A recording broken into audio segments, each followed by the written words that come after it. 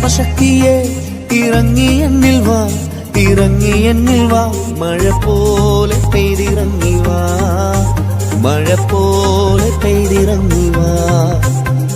സ്വർഗീയത്തിയെ ഇറങ്ങി എന്നിൽ വാ, ഇറങ്ങി എന്നിൽ വാ, മഴ പോലെ പെയ്തിറങ്ങി വാ, മഴ പോലെ. സർവശക്തനായ ദൈവം നമ്മെ അനുഗ്രഹിക്കട്ടെ. Praying for the peace of Israel. സങ്കീർത്തനങ്ങൾ 122 അധ്യായം അതിൻ്റെ 6 വാക്യത്തിൽ യെരുശലേമിൻ്റെ സമാധാനത്തിനു വേണ്ടി പ്രാർത്ഥിപ്പിൻ, നിന്നെ സ്നേഹിക്കുന്നവർ സ്വൈരമായിരിക്കട്ടെ. സമാധാന നഗരം യെരുശലേം ഇസ്രായേൽ ജനത്തിൻ്റെ ആരാധന കേന്ദ്രമായി ദൈവം അംഗീകരിച്ചിരിക്കുന്നതിനാൽ ആ നഗരത്തെ സമാധാന നഗരമാക്കി മാറ്റിക്കൊണ്ടിരിക്കുകയാണ്. ലോകത്തിലെ ഓരോ ക്രിസ്ത്യാനികളും, പ്രത്യേകിച്ച് ദൈവ വിശ്വാസികളും ദിനംതോറും പ്രാർത്ഥിക്കേണ്ടത് യെരുശലേമിനും ഇസ്രായേൽ രാജ്യത്തിനു വേണ്ടിയും പ്രാർത്ഥിക്കണമെന്നാണ് കർത്താവായ യേശുക്രിസ്തു പറയുന്നത്.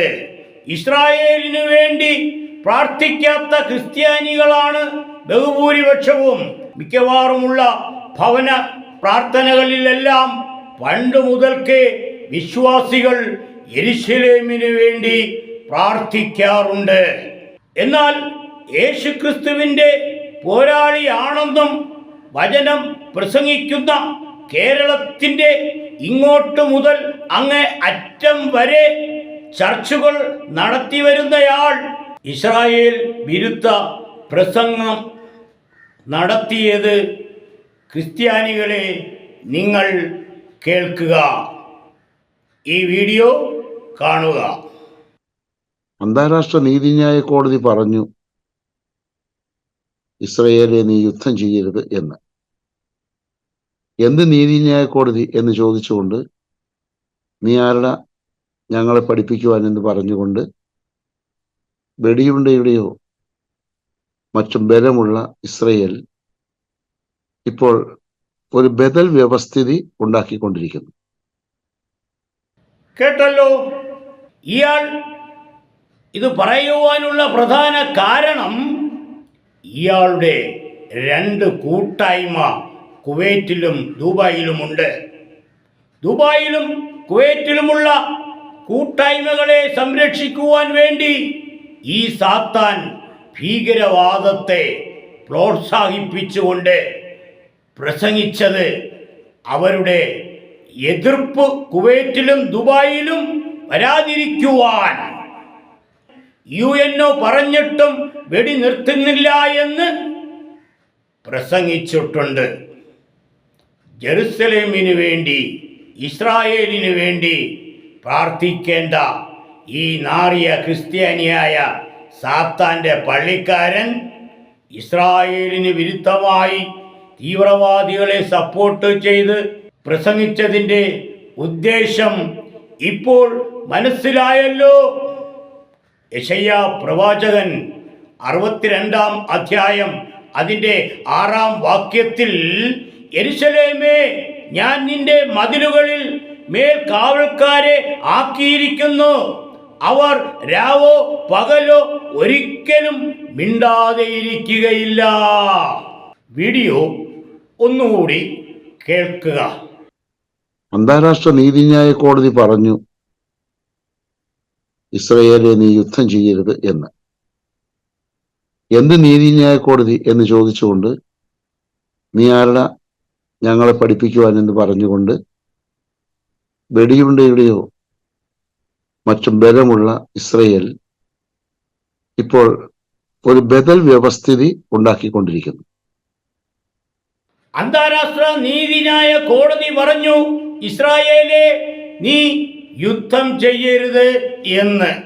ഈ കോടതിക്കകത്ത് ഇരുന്നു കൊണ്ട് ഇസ്രായേൽ വിരുദ്ധ രാജ്യങ്ങൾ കോടതിയെ സ്വാധീനിച്ച് പറയിപ്പിച്ചതാണ്.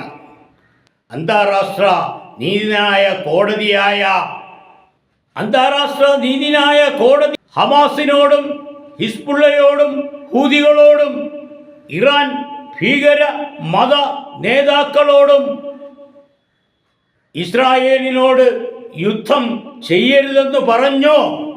2023 ഒക്ടോബർ മാസം 7-ാം തീയതി ഹമാസ് ഭീകരർ ഇസ്രായേൽ ഇടിച്ചു കയറി യഹൂദരെ കൊല്ലുകയും പിടിച്ചുകൊണ്ടുപോയി തടവിലാക്കുകയും ചെയ്തത് അനീതിയാണെന്ന് അന്താരാഷ്ട്ര നീതിന്യായ കോടതി പറഞ്ഞുവോ മുല്ലക്കരെ?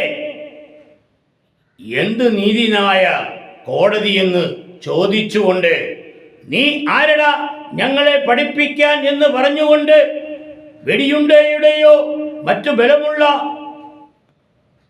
ഇസ്രായേൽ സാത്താന്റെ ബദൽ വ്യവസ്ഥിതി ഉണ്ടാക്കിക്കൊണ്ടിരിക്കുന്നുവെന്ന് പ്രസംഗിച്ചത് ശരിയോ?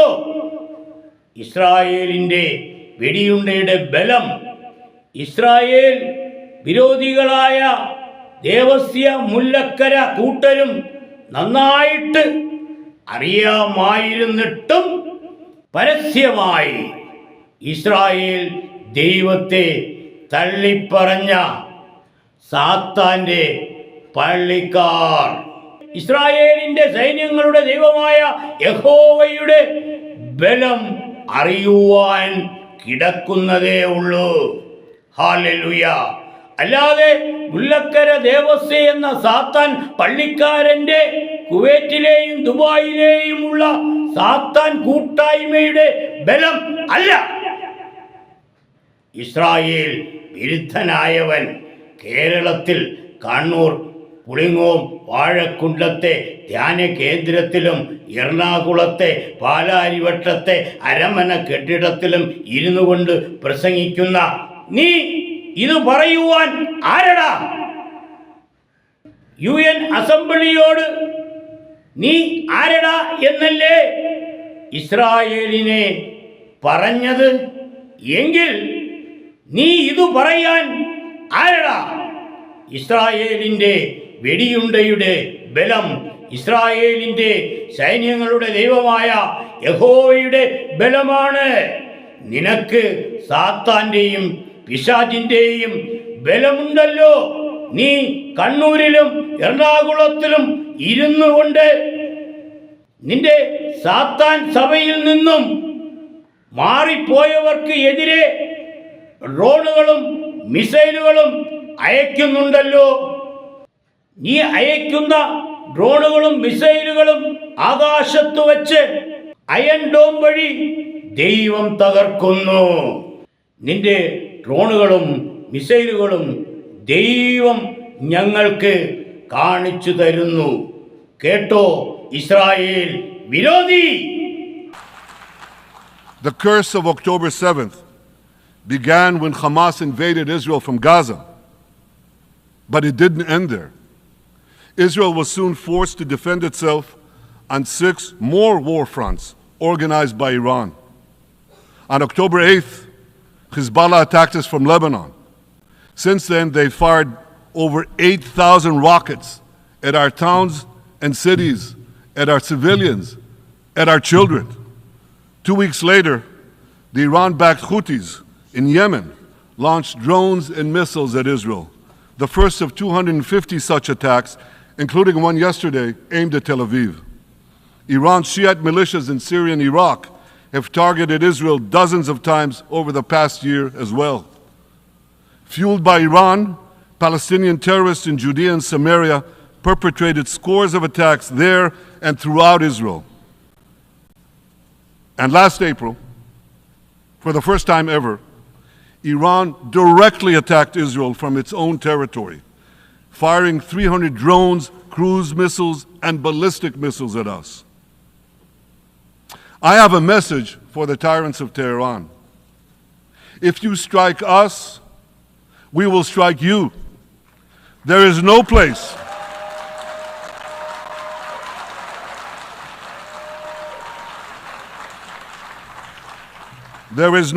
in Iran that the long arm of Israel cannot reach. And that's true of the entire Middle East. Far from being lambs led to the slaughter, Israel's soldiers have fought back with incredible courage and with heroic sacrifice. And I have another message for this assembly and for the world outside this hall. We are winning.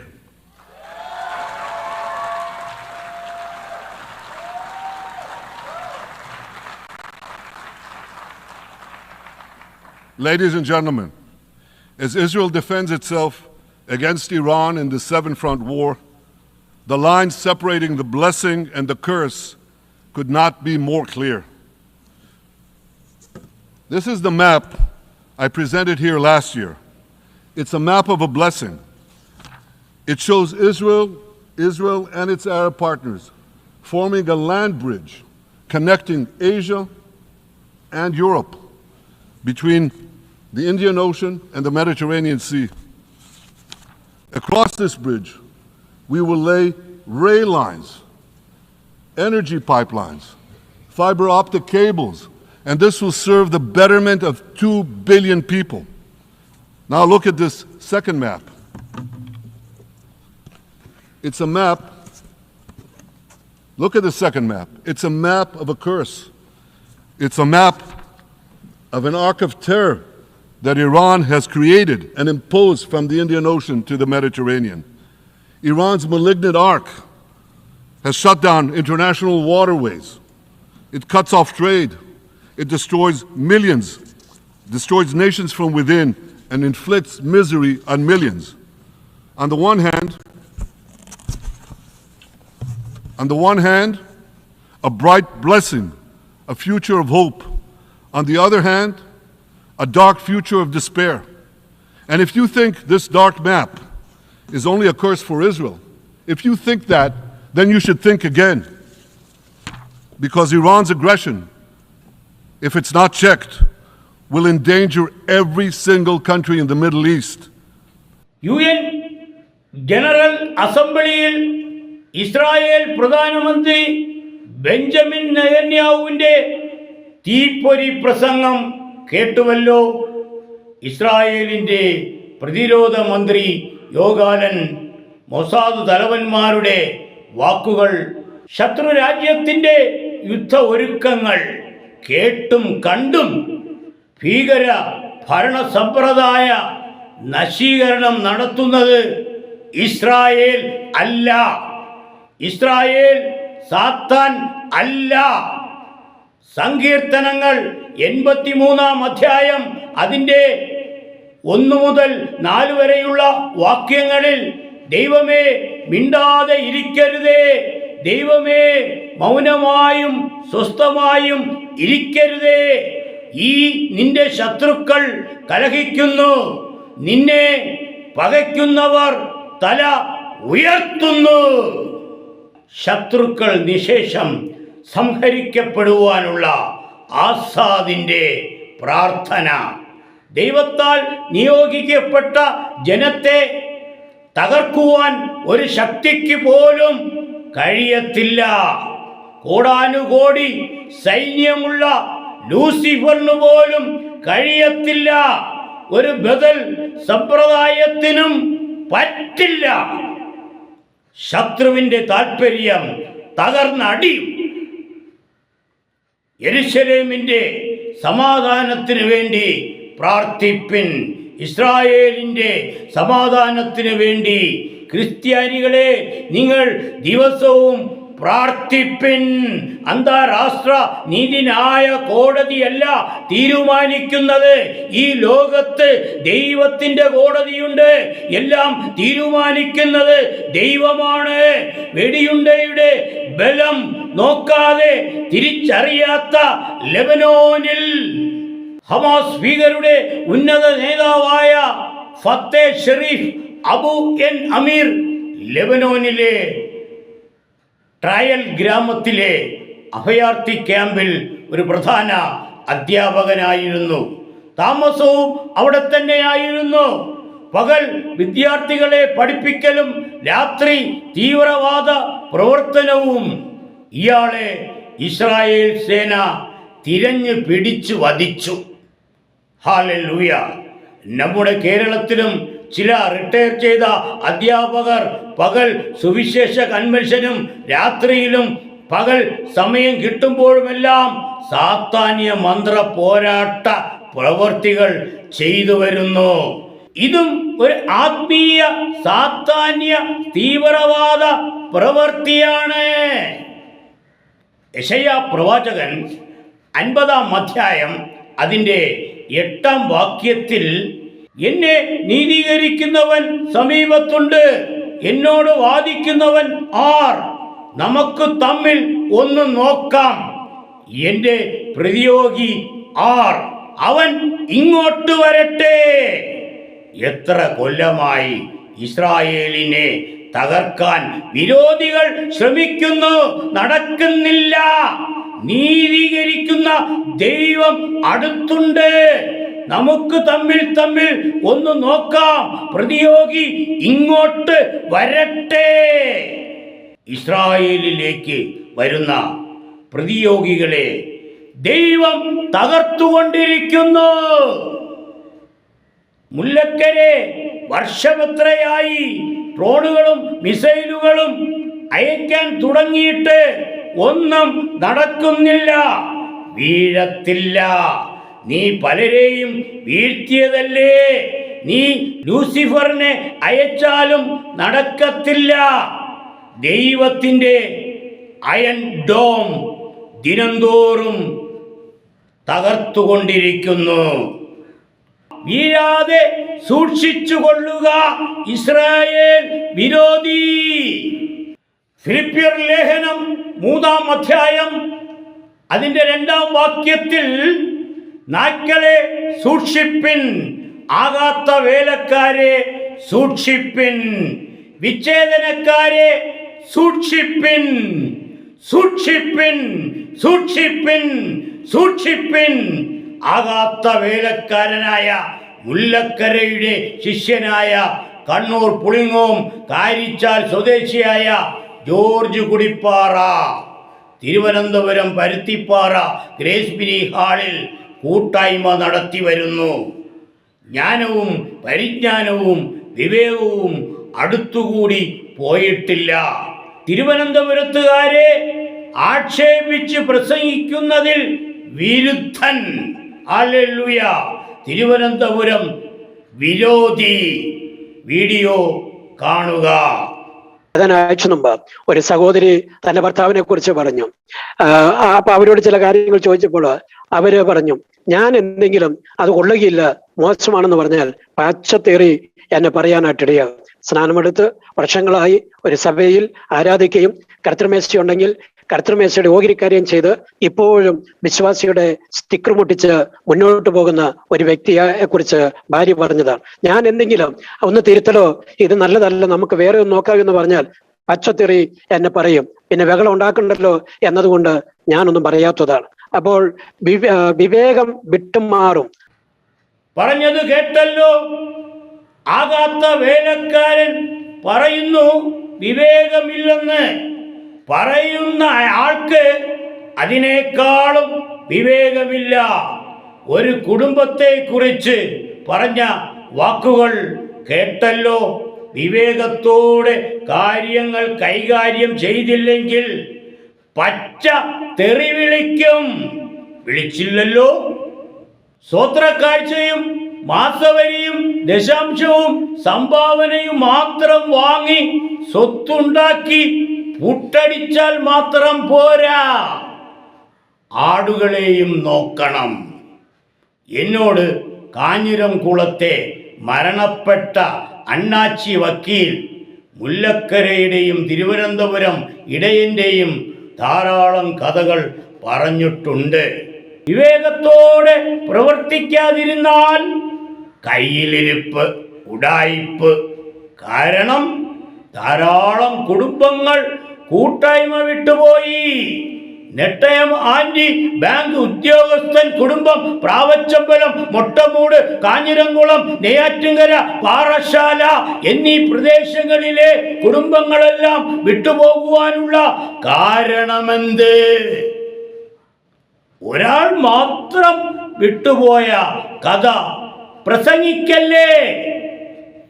എന്തു കാരണത്താൽ പോയെന്ന് നിനക്കറിയാമല്ലോ. Israeli വിരോധ സാത്താൻ സഭയും കൂട്ടായ്മകളും നിരോധിക്കുക. നിങ്ങളാരും അവിടെ പോകരുത്. ഇവന്മാർ ജെറുസലേമിനു വേണ്ടിയും ഇസ്രായേലിനു വേണ്ടിയും പ്രാർത്ഥിക്കത്തില്ല. ക്രിസ്ത്യാനികളെ, നിങ്ങൾ പ്രാർത്ഥിക്കണം. സമാധാനത്തിന്റെയും അഭിവൃദ്ധിയുടെയും കേന്ദ്രം ഇസ്രായേൽ.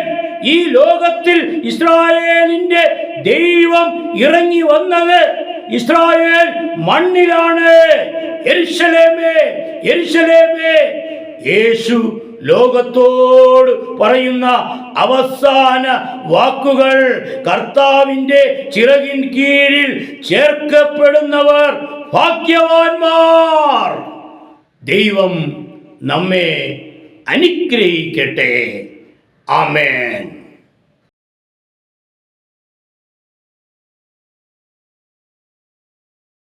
ശക്തിയെ ഇറങ്ങി എന്നിൽ വാ, ഇറങ്ങി എന്നിൽ വാ, മഴ പോലെ പെയ്തിറങ്ങി വാ, മഴ പോലെ പെയ്തിറങ്ങി വാ. സ്വർഗീയത്തിയെ ഇറങ്ങി എന്നിൽ വാ, ഇറങ്ങി എന്നിൽ വാ, മഴ പോലെ പെയ്തിറങ്ങി വാ, മഴ പോലെ പെയ്തിറങ്ങി